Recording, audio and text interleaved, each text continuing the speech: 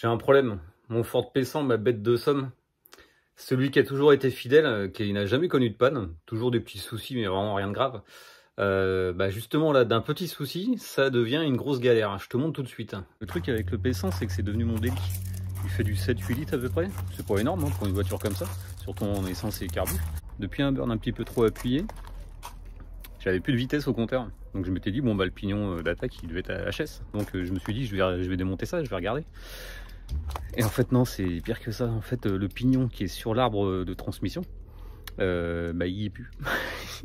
J'ai démonté, je vais te montrer tout de suite. Donc le pignon c'est lui. Puis comme tu peux le voir, il est en super état, hein, donc il n'y a aucun problème. Donc il a fallu enlever le bouchon qui était de l'autre côté de la boîte. Et puis comme c'est pas super accessible, j'ai tâté avec les doigts et j'ai pas senti le pignon qui entraîne ça. Et je l'ai pas senti. Et en fait en passant un endoscope, je l'ai pas trouvé. Donc je pense qu'il est dans la boîte. Donc là il faut que je démonte la boîte. Tiens, petite réflexion que je me suis fait à moi-même, c'est qu'en fait là tu vois, je peux la désolidariser la boîte. Entre cette partie-là et cette partie-là. Donc cette partie-là, tu as toute la pignonnerie. Et là, c'est tout ce qui est arbre, sélection, tout ça. Et je me dis que ça se trouve en enlevant juste le support de boîte. Et puis évidemment le levier de vitesse, hein, forcément. Je peux juste enlever cette partie-là, la grande partie, et voir ce qui se passe dedans. Ce serait peut-être pas plus mal. Et je vais checker les éclatés là sur leur vue technique et voir ce qui est possible de faire. Bon, si j'en crois la vue éclatée de la boîte de vitesse, apparemment cette partie-là, je peux l'enlever. Il faudra donc que j'enlève le levier de vitesse, le truc de marche arrière là, qui a l'air d'être ici. Peut-être, je suis pas sûr. Et donc ce qui m'intéresse, c'est lui. Le pignon là, que je ne vois pas. Voilà. C'est lui qui a l'air de s'être barré. Donc je sais pas où il est parti. Hein. Il est dans la boîte, mais je sais pas où. Ouais, bon, l'avantage de Ford aussi, c'est que c'est très basique. Dans ces années-là, ils se prenaient pas la tête sur les montages, les ajustements, etc. Donc là, en plus, moi, le mien, il a été passablement bricolé parce qu'il a les vitres électriques, ce qui n'était pas le cas d'origine. Faudrait que je te fasse le tour, un de ces quatre du P100. Tu vois aussi que la prise allume-cigare l'a subi. Parce qu'il a aussi une caméra arrière. Mais il est pas mal équipé, mon petit truc. Hein. On va dire que c'est mon laboratoire Wish. Il y a la fermeture centralisée aussi. Il avait les rétroélectriques, mais ça a été enlevé parce que ça marchait une fois sur deux. Hop. Hop. Après le P100, très clairement, c'était ma crise de la quarantaine. Hein. J'avais déjà découvert ce modèle-là il y a des années. Et je m'étais dit le jour où vraiment j'ai l'opportunité, je m'en achète un. Et en fait, l'opportunité s'est présentée quand j'ai cassé le moteur de mon 806 TCT. J'avais fait une bourre mémorable sur la 6. Et finalement, ça, j'avais pas besoin d'enlever. Comme quoi. Et il est mort au champ d'honneur. Et puis comme j'ai pas eu le courage de m'en occuper tout de suite parce qu'il flottait. Et puis tu sais, t'as vu, j'ai pas de garage. Enfin, le 806, il pouvait pas rentrer dedans. Je me suis retrouvé en fait avec de l'eau dans les cylindres et ça a complètement flingué le moteur. Le problème, il a été là. Donc à la place, pour le remplacer, donc il me fallait quand même un utilitaire. Donc j'ai pris le P100. Alors est-ce que je regrette le choix? Oui et non, j'aurais préféré quand même avoir les deux. Parce que l'avantage du P100, c'est que tu peux y foutre une tonne de charge sans problème. Et le problème, c'est que tu n'as que 2 places, quoi. Alors que le 806, tu avais quand même 7 places dedans. Au niveau conso, j'y gagne largement parce que le 806, sur les petits trajets, comme il était un poil préparé, sur les trajets de 10 minutes, un quart d'heure, je te tapais facilement les 18-20 litres au 100. Ce qui n'est jamais le cas avec le P100. Après, il était quand même assez économique parce que je faisais du 7 litres, 5-8 litres. Quand je prenais les routes à 80-90, là, quand ça a été mis en vigueur à l'époque. Ce qui revient à peu près au même avec le P100. Le truc du P100, c'est qu'il fait ça tout le temps en conso, quoi. Donc ça, c'est l'avantage.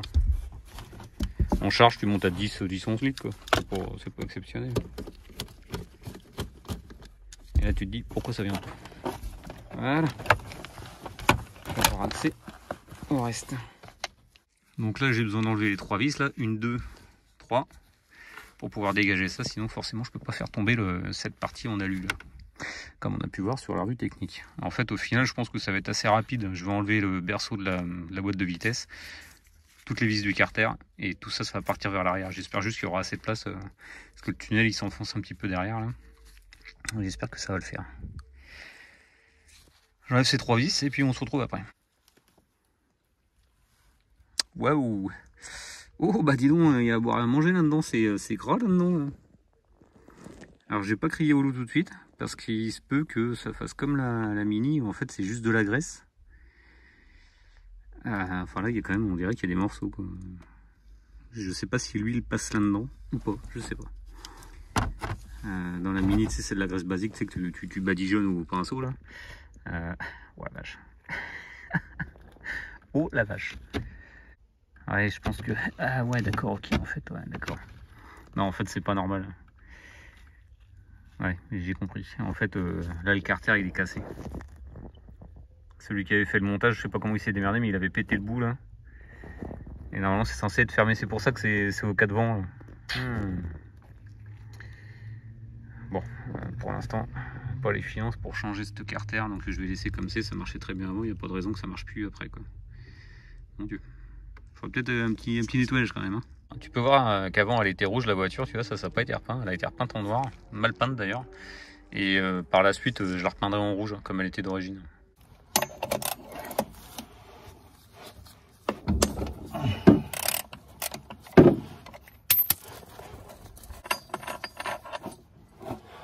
Bon, c'est blindé d'huile, autant me dire que c'est pas normal.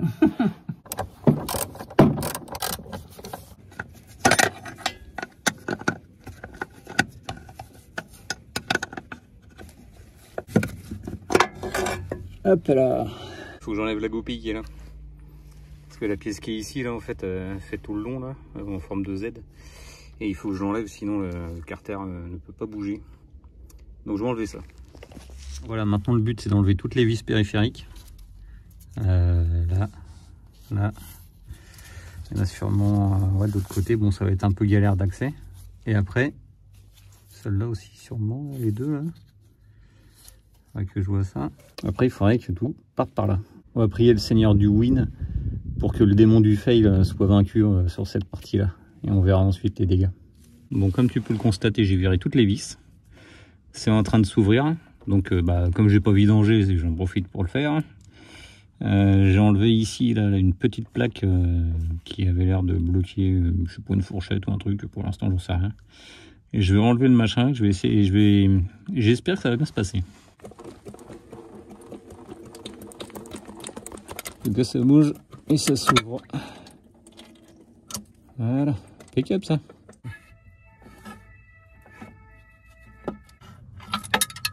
Ah, j'aurais bien fait de me taire. Ah, bah tu vois. On va le mettre comme ça. Regarde, le fautif. C'est lui. C'est saloperie, il s'est barré.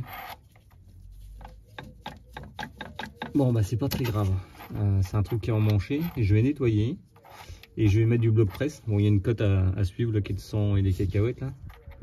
Bon, au final c'est presque rien. Je vais en profiter pour nettoyer le boîtier, refaire le joint puis tout reposer. Ça va être sympa à faire ça, tiens. Donc là ce que je vais faire, je vais la nettoyer. Je vais y passer un petit coup de nettoyage et puis un petit coup de sablage pour remettre ça au propre. La partie qui est pétée, bah, je peux rien y faire. Au final, ça communique pas avec le reste. Il y a un joint spic à l'intérieur. Je soupçonne d'être un peu fatigué, mais bon, je le laisse en place, hein, tant pis. Donc je boucherai ça au mieux. Je sais pas comment. Foutre un truc en plastique, je sais pas, je sais pas encore. Donc c'est bien de la graisse, hein, enfin, ou du gras comme tu veux, mais c'est pas de l'huile qui passe dedans, donc c'est pas gênant. C'est juste que s'il y a un caillou qui rentre là-dedans ou la poussière s'accumule et fait un bouchon, ça va être plus dur de passer les vitesses. Bon, on se retrouve après.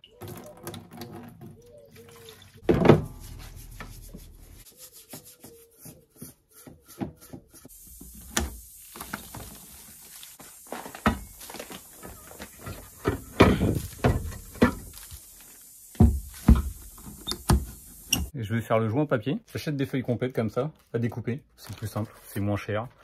En plus, tu peux t'en faire je ne sais combien dedans, que ce soit des petits, des gros et tout. Tu sais, tu récupères les chutes et tout, ça sert à rien de jeter. Toujours mode low cost, hein, mode crevard. Je vais prendre la pièce, tu vois, sortie de sablage, là, comme tu as vu tout à l'heure. Bon, je vais pas tout sabler complètement, hein, c'était histoire de faire propre et pas gras, c'est surtout ça. Je te montre tout de suite. Donc, tout con. Bon, les centreurs, je n'ai pas réussi à les enlever. Ils sont coincés par le temps et tout ça. Bon, j'ai forcé, mais j'ai pas voulu tout péter.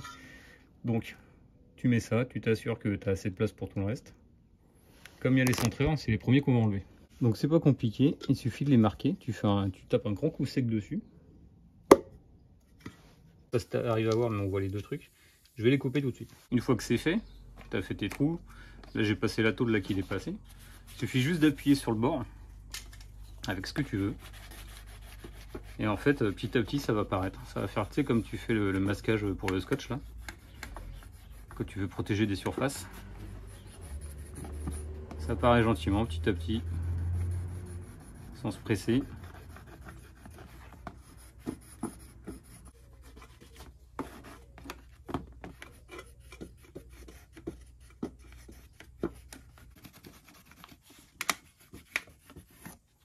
Voilà, on va faire les trous. Pour les trous, rien de compliqué, tu prends un gros forêt et tu viens écraser en fait.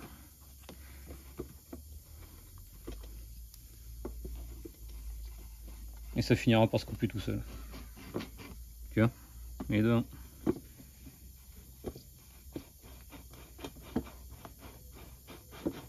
Et deux.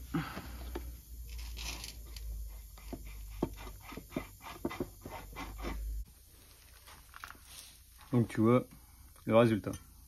C'est tout bête, tout simple.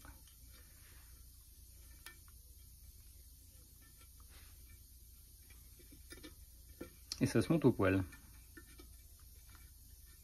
Voilà. Plus qu'à tout remonter. Alors même si c'est propre, c'est dégraissé, le joint est neuf, je mets quand même une petite lichette de joint pour être tranquille.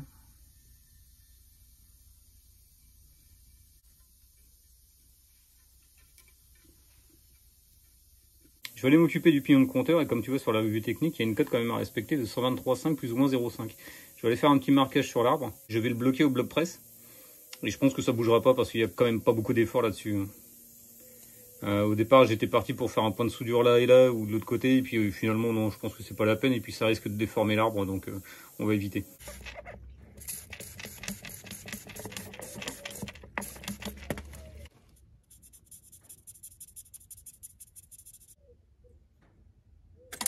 On voit pas très bien avec le reflet là. Donc j'ai fait une petite marque comme tu peux voir. Donc qui correspond en fait la distance entre le bord qui est là jusqu'à donc une cote à 123,5 que j'ai modélisé ici. Donc ici je vais tout badigeonner de bloc presse. Je vais en foutre aussi à l'intérieur du pignon. Et puis bah, après je vais le remancher quoi. Ouais, j'ai mis la dose. Là j'ai intérêt à me dépêcher avant que ça colle. Donc la cote c'est 123,5 plus ou moins 0,5 et je suis à, je sais pas si tu arrives à voir, 123,23. Je suis dedans. Ça sert à rien de bricoler le truc et je vais le laisser comme ça. On est bon. On va remonter le reste. Allez, voilà.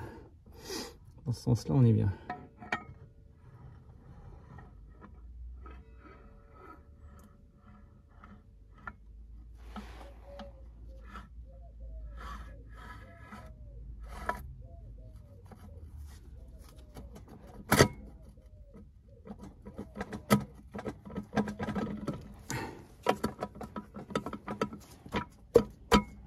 Il est évident que là, tu vas pas me casser les couilles et tu vas y aller, oui.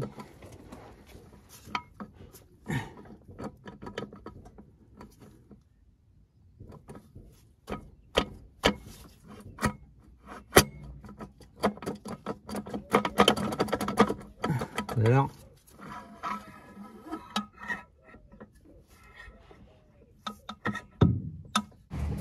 Deuxième essai.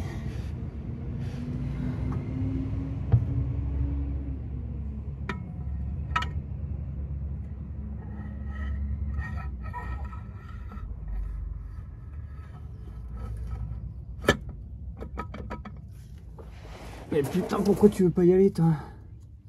Il est temps.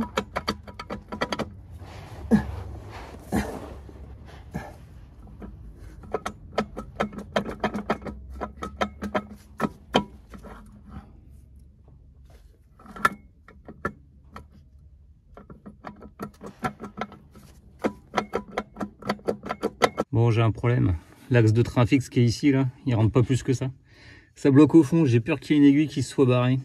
Et là, si elle s'est barrée, faut tomber la boîte et ouvrir. Ah putain, j'ai pas envie. Bon, c'est pas grave. Pour vérifier ça, je sors l'endoscope. Je vais essayer de te mettre la vidéo de ce que... Je vais essayer d'enregistrer la vidéo, je crois qu'on peut le faire là-dessus. C'est un petit truc wifi. Hein. Donc, il n'y a plus qu'à. Et voilà, comme tu peux le constater, les aiguilles se sont cassées à la tranche. Et les cages sont cassées. Fait chier. On n'est pas sur un pur fail quand même. Pourtant j'ai pas forcé. Hein. Alors peut-être qu'il y a un morceau qui est tombé avant, ou ça l'était peut-être déjà avant, je sais pas. J'ai bien vu que de toute façon ça avait déjà été démonté cette partie-là. Il y avait de la pâte à joint dans tous les sens et il y a des morceaux de... Il y a eu des coups de marteau, des trucs comme ça, donc je me demande si ça avait pas déjà été pété. Et que bah, quand je l'ai enlevé, bah, voilà, ça l'a fini en fait, hein, c'est tombé. Bon. Plus le choix, hein. Maintenant hein, il va falloir démonter la boîte. Hein. Partie de plaisir, hein, pour changer la cage à aiguille et peut-être le roulement qui va avec. Fais chier. Je voulais du win. Ouais, je t'ai pas eu. En même temps, ça pouvait pas être aussi simple, c'est pas possible. On se retrouve après la dépose, je te passe les étapes. Je pense que c'est pas super intéressant, c'est juste 5-6 vis à enlever. Bon allez, tout de suite. Je sais pas si ça se voit à ma tronche un peu fatiguée, mais putain j'en ai chié. Ouais, il y avait que 6 vis qui tenaient la boîte. Rien de compliqué, c'était relativement accessible. Un peu chiant sur certaines, mais ça allait. Après, la boîte elle était coincée. Donc je me suis dit, je vais enlever la barre stab qui passe juste en dessous parce que ça gênait. Et puis voilà, elle va se baisser avec le poids de la boîte, on n'en parle plus. C'était sans compter sur le fait que les anciens qui avaient la voiture, ils avaient bricolé les vis de palier de barre stab. Donc bah, ils avaient fait une découpe carrément dans le longeron pour avoir accès aux écrous. Il y en avait un de 17, un autre de 15. Et puis coincé, hein, coincé comme il faut. Hein. Bon délire. Et l'autre côté, il y en a une, c'est bienvenu, l'autre, elle a pété dedans. Donc il va falloir que je m'amuse à extraire tout ça et puis à refaire tout ça en mettant des écrous prisonniers, à faire des trucs corrects pour cette voiture. En plus, les cylindres de bloc de barre stab sont fondus. Joie. Malgré tout, elle est sortie. Ça pèse son poids. Et j'étais en train de me dire, là à l'instant, pourquoi se faire chier à l'ouvrir? Je la jarte. Et puis je mets celle-là, tu vois. Vu qu'en plus... j'étais à deux doigts presque de swapper avec ce moteur là, tu vois. Je suis à deux doigts de faire ça là. Donc je me dis, je vais quand même démonter, voir ce que ça coûte. Une cage à aiguille, c'est pas le prix que ça coûte. Et voir si je suis capable de remonter ça correctement, quoi. Parce que de toute façon, là où il y a un problème avec cette boîte là, c'est qu'elle est plus courte que celle-là. Et forcément, l'arbre de transmission qui va de là jusqu'au pont arrière, et ben, il va être trop court si je mets la boîte en alu.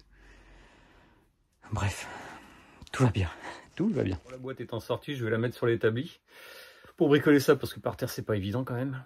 Mais avant ça, faudrait peut-être le ranger, parce que je me suis un peu égaré. N'est-ce pas? Bon. Magie, magie. C'est un peu plus rangé, on va foutre la boîte.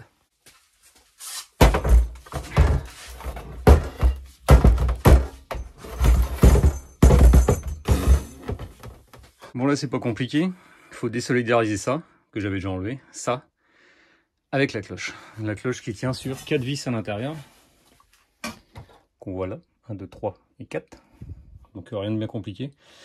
On va virer le centre là aussi, et puis voir, en enlevant le couvercle, les dégâts, tout simplement.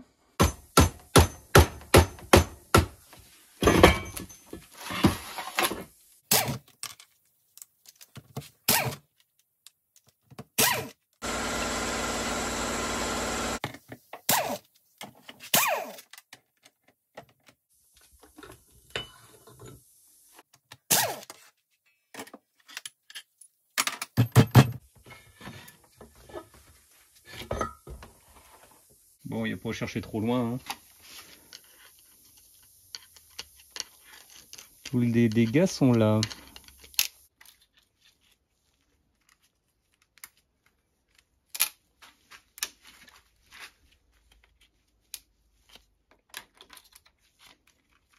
suis sidéré de constater comment les choses parfois dégénèrent. Ça prend des proportions absolument incroyables. Et là, c'est complètement le cas. Bah déjà parce qu'il a fallu sortir la boîte. C'était pas prévu. En deux, bah, il y avait un écrou qui allait pas, donc il a fallu que je rachète une douille. Une douille de 36 à 12 pans.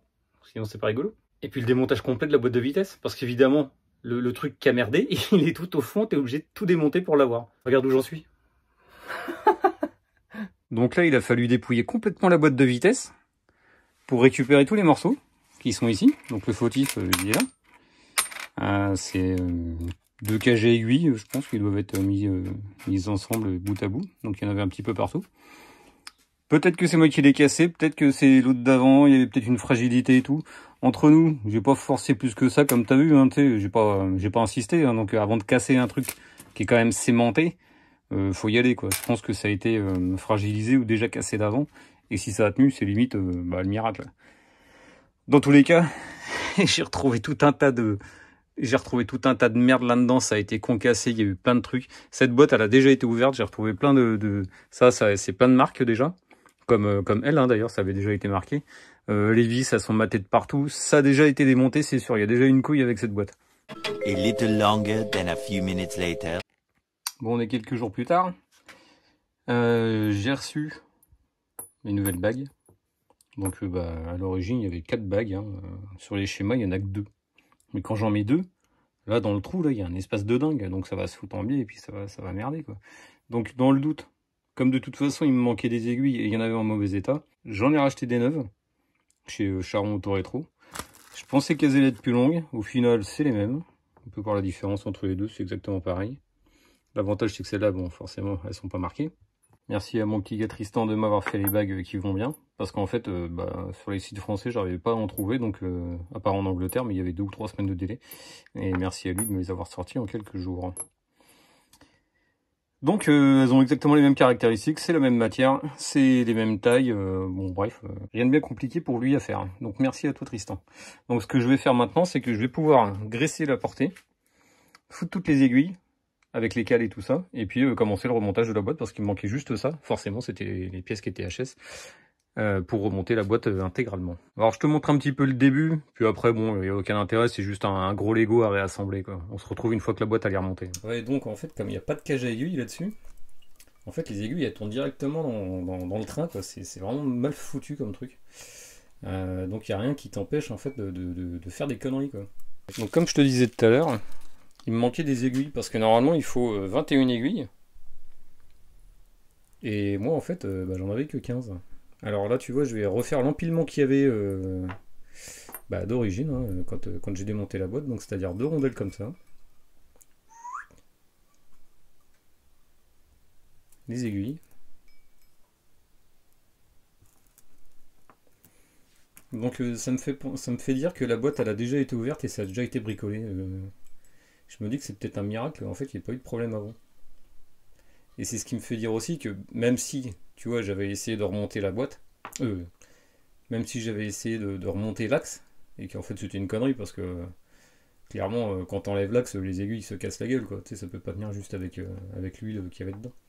Avec la graisse ça tient mieux, mais là avec juste l'huile c'était juste pas possible. Donc ça me fait dire que cette boîte elle a déjà été ouverte, et que même si mon remontage a été n'a pas arrangé les choses, je suis peut-être pas 100% fautif dans l'histoire. Donc je continue, je vais remettre un peu de graisse. Plus que 2, j'espère qu'il y aura la place pour les mettre. Il y en a une qui est en train de se sauver, elle me casse les couilles, et voilà, pouf.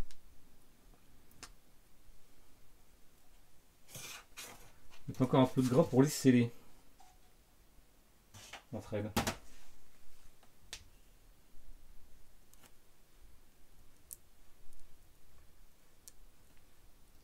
Voilà. Bah là au moins ça fait tout le tour, ce qui n'était pas le cas avant. Donc ensuite je remets les bagues. 1 et 2. Voilà. Bah, vraiment tout simplement quoi, il n'y a rien de plus à faire. Bon bah écoute, je vais remettre ça dans le carter et puis c'est parti.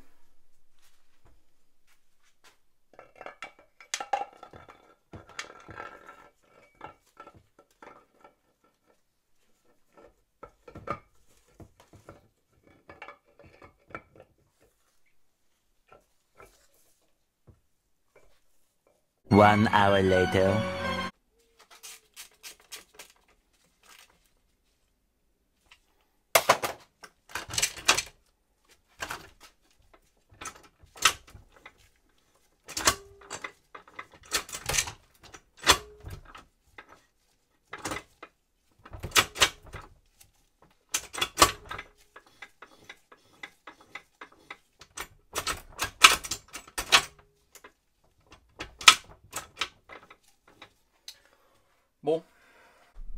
Bon, comme tu peux le voir, hein, c'est remonté. On va vérifier que ça tourne au niveau du compteur parce que c'est quand même le truc qui m'a fait démonter la boîte. Oh, ça a l'air de tourner. On voit bien là. Au moins, ça c'est réglé. Alors j'ai remis le levier de vitesse. Je l'ai remis, c'était pour essayer les rapports. Très sincèrement, cette boîte est très dure. Des fois quand je suis à l'arrêt, première seconde, ça a du mal à passer. D'ailleurs première, ça a du mal à passer. Donc je suis obligé de passer la seconde pour pouvoir avancer. Et après je peux passer la première, c'est du n'importe quoi. Cette boîte, elle a déjà été ouverte, c'est sûr et certain. Il y a trop de bidouillage, j'ai vu trop de trucs. Les fourchettes sont marquées, mais marquées coup de marteau, tu vois. Les goupilles, bon voilà, ça a été matraqué. Là tu vois, il y a une trace là. Parce qu'il y a un truc qui a frotté dedans, tu vois, quand le mec il l'a enlevé précédemment. Enfin, plein de trucs comme ça. Là-dedans, c'est pareil, j'ai trouvé des conneries. Et puis ça qui avait été enlevé et remis 150 fois parce qu'il a des traces partout. Puis je te parle pas évidemment du cul de la boîte qui est explosé, quoi. Ça forcément c'est pas quand tu t'en sers normalement que ça casse. Donc là je sais pas comment je vais faire, je vais reboucher ça à la dégueulasse, quoi. Je pense que je vais foutre du scotch armé et puis basta, et je vais blinder de graisse et on verra plus tard, hein, tant pis. Tous les joints ont été changés. J'ai fait absolument pas ce qu'il fallait au niveau des roulements, c'est-à-dire que j'ai rien changé, j'ai rien touché. De toute façon, j'ai pas forcé dessus. Ça marchait très bien avant. C'est pas une voiture qui est destinée à faire beaucoup de kilomètres maintenant. Je pense que de toute façon, cette boîte-là, vu comme elle est merdique, je vais la passer en MT75 en alu et sûrement faire le swap du 2 litres ZTEC Turbo prochainement dans le P100, quoi. Parce que le DOHC il fuit comme un panier et puis c'est pas l'idéal. Donc je vais aller reposer la boîte. Mais avant ça, il faut que j'extrais les vis qui ont été cassées lors du démontage de la barre stab pour sortir la boîte. Trop le bonheur.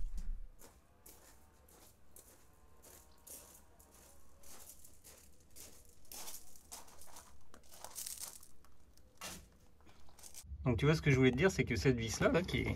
Attends. Aïe. Je me suis cogné. Donc cette vis qui est là, elle est pétée dedans. Et pourquoi? C'est parce qu'en fait, les anciens proprios, je sais pas, ils avaient dû péter les anciennes vis. Et en fait, ils ont mis des vis de merde comme ça, là. Tu sais, de la 8-8 là, que tu trouves chez Casto ou Brico Machin. Au lieu de mettre de la bonne vis de qualité.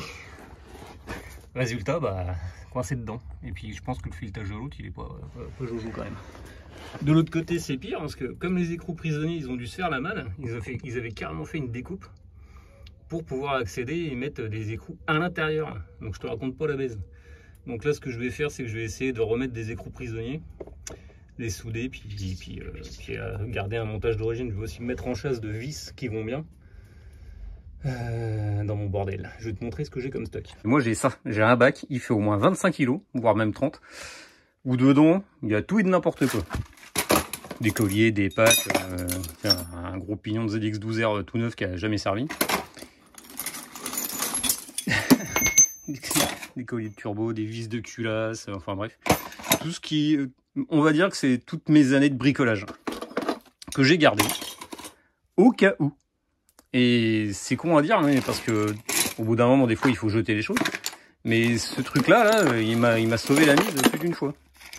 Une fois, j'étais sur le circuit, tu vois, et j'avais pété la vis du renvoi d'angle de sélection de boîte sur ma 205 Rallye. Et en fait, elle était pétée à ras. Et heureusement que j'avais ce genre de truc dans ma boîte à outils, parce que tu sais, je fais toujours un petit stock avant de partir. Et il y avait une vis justement qui correspondait. On a pu repartir comme ça, sinon la boîte elle était bloquée en 3. Donc je garde. Tu vois, il y a de la tige filetée. Il y a même des petits pions là, tu sais, que tu mets pour les garnitures de porte.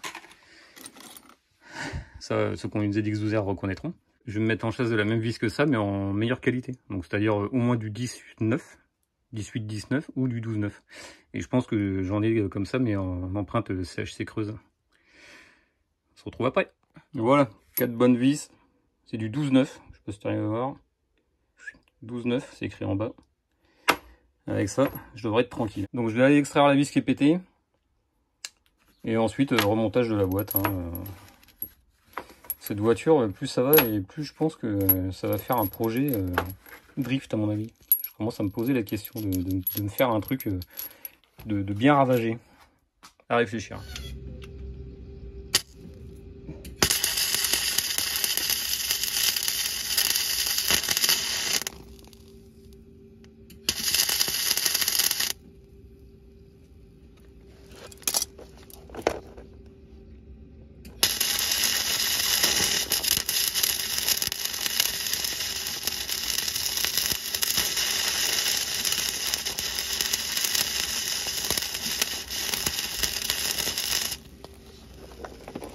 Comme tu peux le voir, c'est encore bien rouge. Et en fait, la connerie à pas faire, c'est justement de vouloir l'enlever quand il est chaud. Parce que là, en fait, tant qu'il n'est pas froid, les molécules, tu vois, à l'intérieur, les atomes, ils sont pas encore figés. Donc si tu te dépêches de dévisser, bah en fait, le métal en fusion, c'est tout mou, hein, donc ça va se barrer. D'autant plus que là, tu as chauffé la vis, donc elle est encore plus coincée dans l'écrou, vu qu'elle s'est dilatée. La dilatation avec la chauffe, tu sais, ça augmente le volume. Donc là, il faut juste attendre que ça refroidisse. Je vais mettre un petit coup de dégrippant par l'intérieur, là, le trou qu'on voit un petit peu au-dessus. Et normalement, ça devrait venir tout seul. Ok.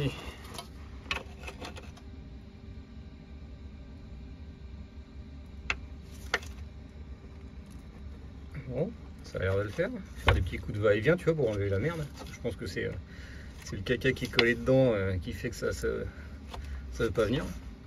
Je vais prendre mon temps. Et on se retrouve après.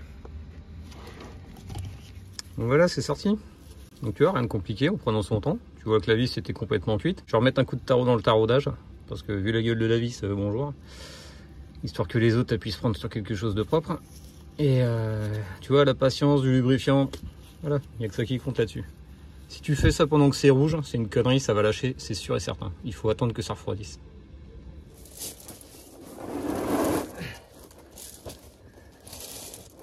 Oh le bonheur!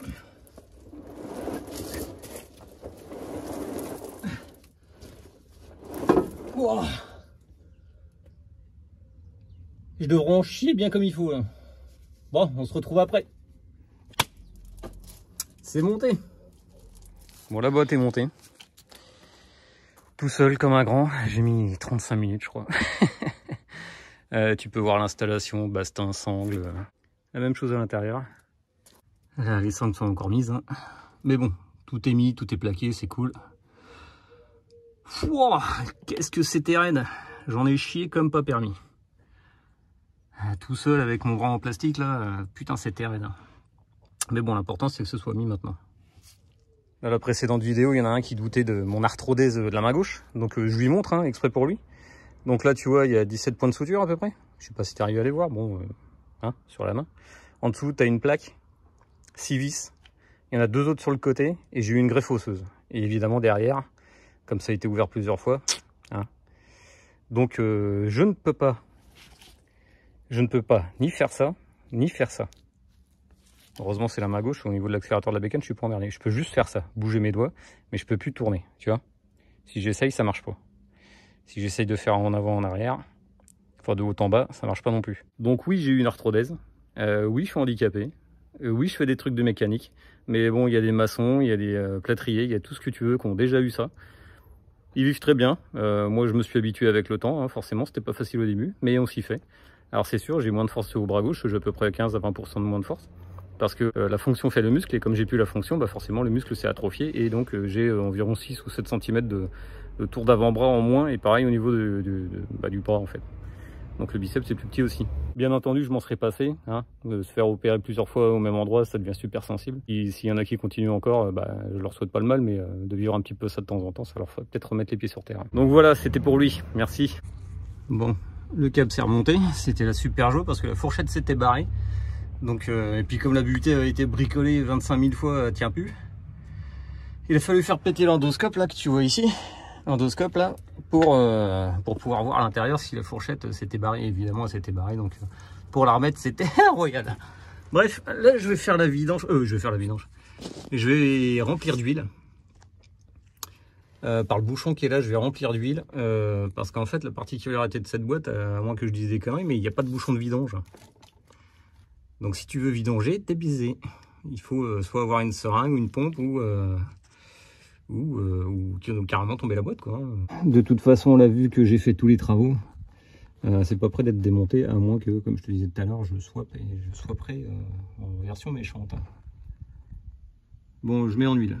Alors sur cette boîte, normalement, c'est 1,25 litre, je crois. Et en fait, faut pas se prendre la tête. Et je vais y aller jusqu'à ce que ça déborde. Là, tu le vois pas en off, mais en fait j'ai foutu de l'huile absolument partout. C'est un truc. Je suis rempli d'huile. Pour pas changer dans les conneries. Bon, déjà 1,5 litre. Deuxième biberon. Hop, 1 litron. Ça aurait pas tardé à déborder.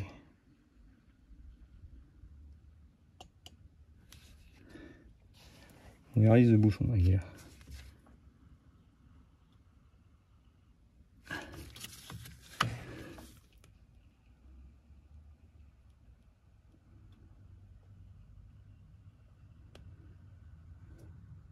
Voilà. Ça déborde. Comme il faut. Ça veut dire qu'on a le niveau. Je te raconte pas le massacre, j'en ai foutu absolument partout. Sans déconner, l'odeur de l'huile de boîte, ça schlingue, mais alors d'une puissance comme j'ai rarement vu. Hein. Voilà. Bon, plus qu'à remettre la barre stab et c'est fini. Et puis bah le compteur, hein, tant qu'à faire. Parce que pour l'instant le câble du compteur il pendouille. Tiens, je vais peut-être te montrer là, ça doit tourner. Là. Donc ce qui nous intéressait, c'était ce petit bitonio. On va voir s'il tourne. Je vais tourner la roue arrière. Et logiquement ça tourne.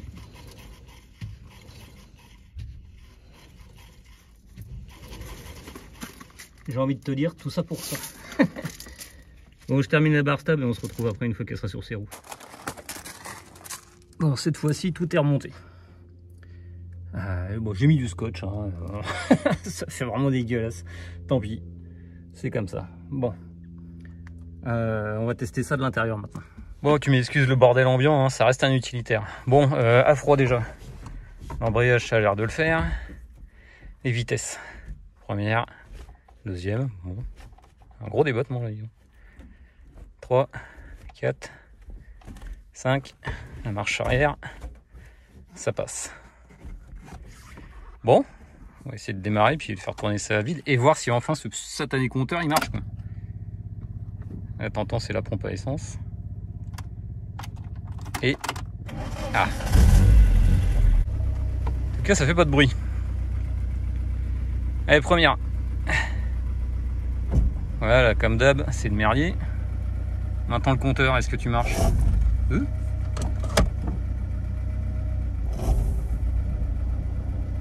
Le compteur fonctionne. Bon, je vais pas trop faire le con parce que là, il tient sert à rien le bordel. Je veux juste si toutes les vitesses passent. Ouais, c'est bon.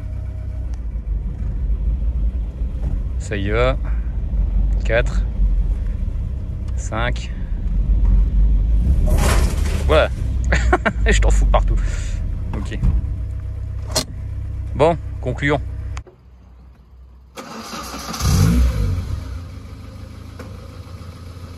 vrai, j'ai eu vachement bon. Adieu, j'ai eu pas bon.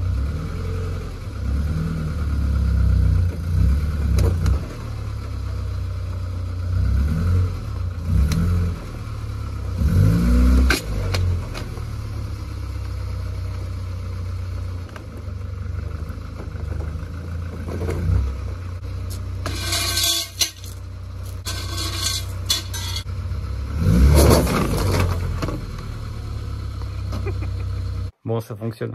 Donc c'est cool. Encore un win après 2 fails. Je pense que de toute façon, cette boîte, elle avait déjà un souci avant. Comme je t'ai dit, j'ai retrouvé que 15 aiguilles sur 21, sur celles qui manquaient. Et puis c'est pas normal que les cages, elles aient bougé comme ça, qu'elles soient cassées en 2-2, quoi. De toute façon, j'avais fait la connerie, ça je m'en suis aperçu d'avoir tiré l'axe. Quand j'ai ouvert la prolonge, l'axe il est venu avec. Et j'ai eu le risque que les aiguilles tombent et donc ça a dû être le cas. Malgré tout, on va dire que les torts sont partagés, quoi, entre celui d'avant et moi ensuite. Au moins là, je sais que je pars sur une bonne base. Il y a toutes les aiguilles, il y a les deux cages, il n'y a plus de jeu, ou presque. Donc tout va bien. Ça fonctionne comme avant, c'est-à-dire la première et la seconde, c'est un peu dur à passer. Mais ça, bon, voilà, c'est comme d'habitude, quoi. Rien de nouveau par rapport à ça. Je vais me débarbouiller, on va faire un tour.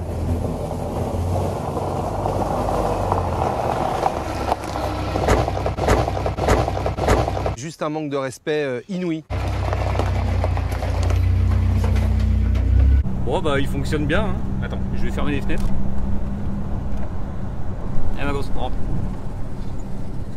Ouais, parce que j'ai mon copilote là. Elle en chie comme pas permis. Ouais, donc je te disais que non, ça marche bien.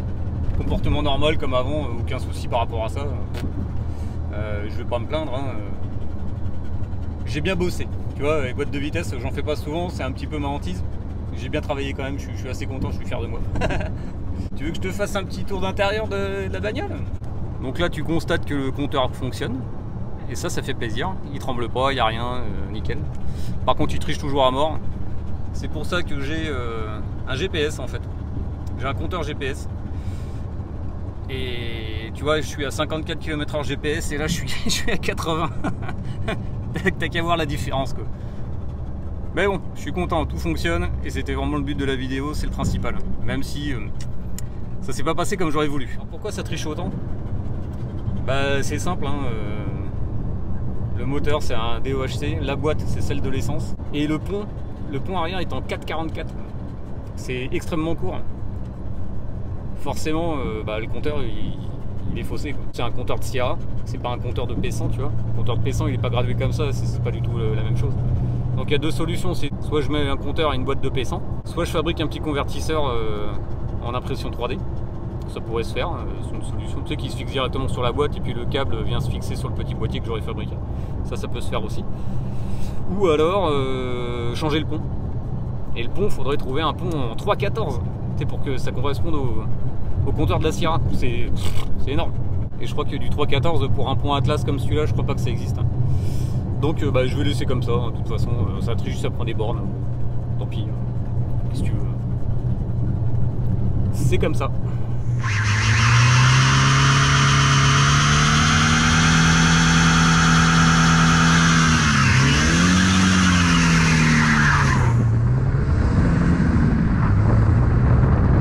Bon, je viens de faire un petit tour, ça fonctionne, ça marche, bon, sans problème. Léger burn, voilà, histoire de voir si on n'a pas perdu la main, voilà. Nous sommes des enfants, des grands enfants avec des grands jouets. Ouais, en termes de merguez, le P100 ça se pose là, hein. Il a été bidouillé, trafiqué, bricolé dans tous les sens. Moi il me sert bien, je l'aime bien celui-là, c'est un bon utilitaire. Je l'ai acheté en fait parce que la benne elle fait quand même 2,20 m à l'intérieur et 1,50 m de large, c'est pas négligeable. Donc c'est pour ça que je l'ai pris, c'est que je peux foutre la bécane directement dedans. D'ailleurs j'ai posé un sabot, tu peux le voir, hein, le sabot il est juste là. Et vraiment c'est super pratique. Alors en soi c'est rien de plus qu'une Ford Sierra, hein. Mais une Ford Sierra avec une benne. Donc c'est un pick-up routier on va dire. Désolé pour le reflet. La cellule d'une Sierra, une benne, tout le châssis arrière c'est un Transit, un Ford Transit MK2. Voilà quoi. Propulsion. Alors relativement sobre, je fais du 7 à 8 litres au 100 avec. Quand je tire ou quand je suis sur l'autoroute, même chargé, je suis à 10 litres à peu près, 10-11 litres grand max. Je suis rarement monté à 11 litres. Donc ça se stagne plus autour des 10 litres. Quand je te disais que c'était une grosse merguez, c'est ouais, il y a des trucs, bon forcément par rapport à un P100 d'origine, ça ressemble pas du tout à ça on va dire quoi. Moi j'ai rajouté un petit arceau avec les LED. L'ancien proprio il avait mis un tableau de bord de Sierra, hein, Ford Sierra tout simplement. Il y a les vitres électriques, il y a la fermeture centralisée, il y a la direction assistée, chose qui n'était pas sur le pick-up de base. Et voilà, et là bon tu vois avec les jantes élargies ça a une gueule d'enfer. Regarde-moi ce plan là si c'est pas beau. Il fait un petit cul là, j'aime bien ça. Bon, alors je sais pas trop quoi faire avec ce P100. Entre nous, l'utilité commence à être moindre. Parce que bientôt le transit, enfin bientôt. Un jour, je me prononce pas. Un jour le transit sera sur la route. Le P100 aura moins d'utilité parce que justement le transit servira aussi à transporter les bécanes. Alors je me disais, tu vois, dans des moments de réflexion, je me disais, je voudrais le préparer. Tu vois, le sortir définitivement de la route et faire une préparation moteur et châssis tant qu'à faire, parce que le train arrière c'est une vraie catastrophe. Le train avant, j'en parle même pas, c'est pire que tout. Je me suis dit, bah, quitte à faire dans le gras, soit je mets le 2 litres Zetec turbo que j'ai à la maison qui traîne avec la boîte qui va bien, ou alors carrément swapper sur un gros V8. Et la finalité c'est de faire du drag, mais du drag gentil, tu vois, bon enfant, tu vois, pour s'amuser, pas pour taquiner le chrono. C'est juste histoire de voir un pick-up P100 craquer les 12-13 secondes au lieu des 25 ou 30 secondes qu'il devrait faire. Parce qu'il rame un peu quand même. Hein. Donc prendre le Zetec et puis en sortir 350-400 chevaux, ou alors un V8, un swap d'un BMW, d'un Ford, j'en sais rien, c'est un Coyote, ou alors un Chevrolet LS1, un truc comme ça. Enfin, tout monte hein, là-dessus, hein. Tout le monde a tout fait là-dessus. Il y a même des Jaguars qui se montent, enfin il y a vraiment plein de trucs. Donc je sais pas, à toi de me dire en commentaire. Donc si tu veux voir la suite de lui, du transit, d'une autre cagade qui pourrait m'arriver sur une autre bagnole, je t'invite à liker, à partager, à t'abonner. Moi je te dis porte-toi bien, allez ciao!